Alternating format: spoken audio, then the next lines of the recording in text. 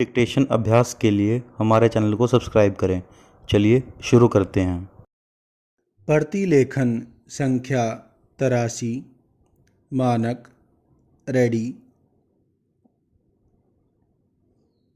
Start.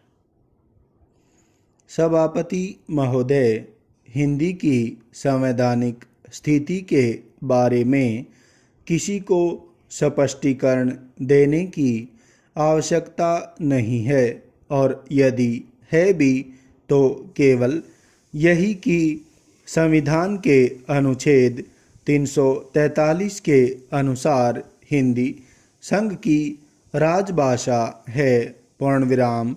यह राजभाषा का दर्जा उसे संविधान लागू होने के साथ ही 26 जनवरी 1950 को प्राप्त हो गया, और जहाँ तक संसदीय कार्य का सवाल है, संविधान के अनुच्छेद 120 में यह व्यवस्था है कि संसद में हिंदी या अंग्रेजी में कार्य किया जाएगा। पूर्णविराम। साथ ही यह भी व्यवस्था है कि यदि संसद अन्यथा विधि न बनाए तो संविधान के प्रारंभ से 15 वर्ष की समाप्ति पर तथा 26 जनवरी 1965 से संसद में अंग्रेजी का प्रयोग समाप्त हो जाएगा। पूर्णविराम। किंतु संसद ने यह अन्यथा विधि बना दी, जिसके फलस्वरूप राजभाषा अधिनियम की धारा 3 ने संसद में अंग्रेजी के प्रयोग को अनिश्चित काल के लिए बढ़ा दिया। पूर्णविराम। यह किन परिस्थितियों में कैसे हुआ, इस संबंध में यहाँ विस्तार से जाने का न तो अवसर है और न ही इसकी आवश्यकता, क्योंकि संसद सदस्य इससे भली प्रकार परिचित हैं। पूर्णविराम।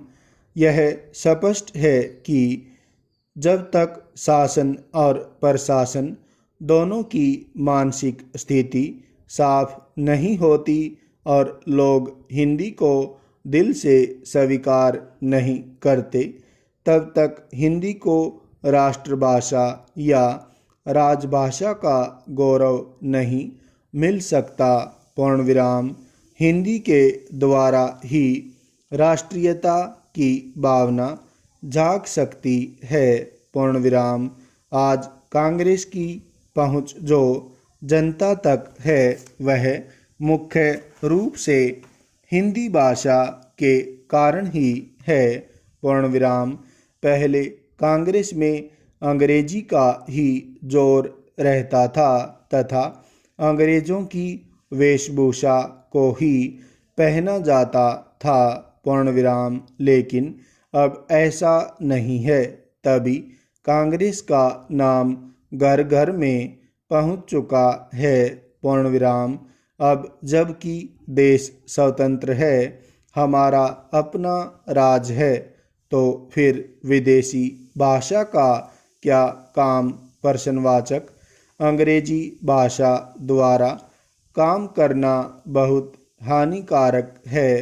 पूर्णविराम।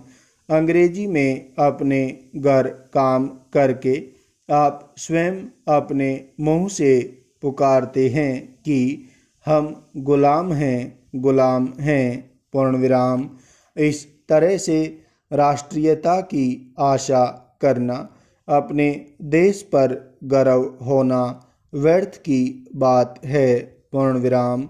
राष्ट्रीयता फैलाने के लिए खाली प्रस्ताव पास करने से कोई लाभ नहीं, इससे बात नहीं बनेगी। पूर्णविराम। इसके लिए तो हृदय से आवाज़ आनी चाहिए कि हमें अपने राष्ट्र पर, अपनी भाषा पर, अपने देश की वेशभूषा पर गर्व है।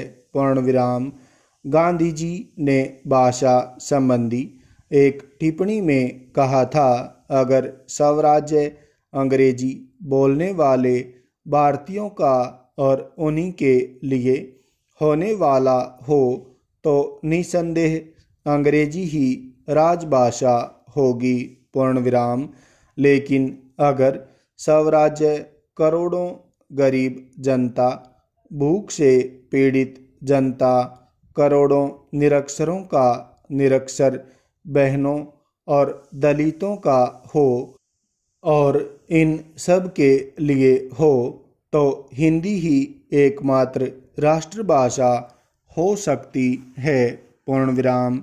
गांधी जी का यह वक्तव्य मैंने इसलिए दिया है कि यह स्पष्ट हो कि आज़ादी के बाद आज राष्ट्रभाषा की स्थिति क्या है, पूर्ण विराम।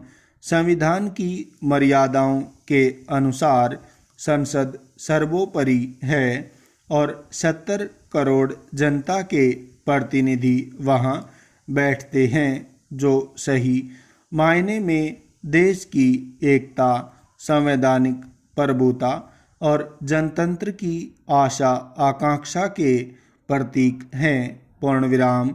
संविधान द्वारा स्वीकृत 15 भाषाओं में से किसी में भी संसद में बोलने का अधिकार किसी भी सदस्य को है और उसके भाषण का हिंदी तथा अंग्रेजी में अनुवाद की व्यवस्था भी साथ साथ की गई है।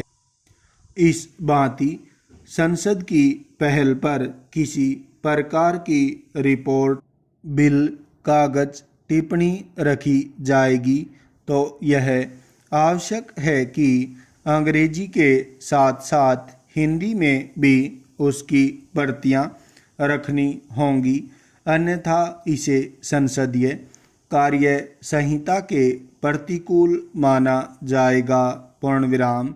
लेकिन ये सारी की सारी बातें केवल एक श्रृंगार साधन मात्र बनकर रह गई हैं, पूर्ण विराम। सिद्धांत और व्यवहार में यहाँ पर वही फर्क है जो किसी देहाती मेले और दिल्ली के विशाल प्रगति मैदान में आयोजित मेले के बीच अंतर होता है, पूर्ण विराम।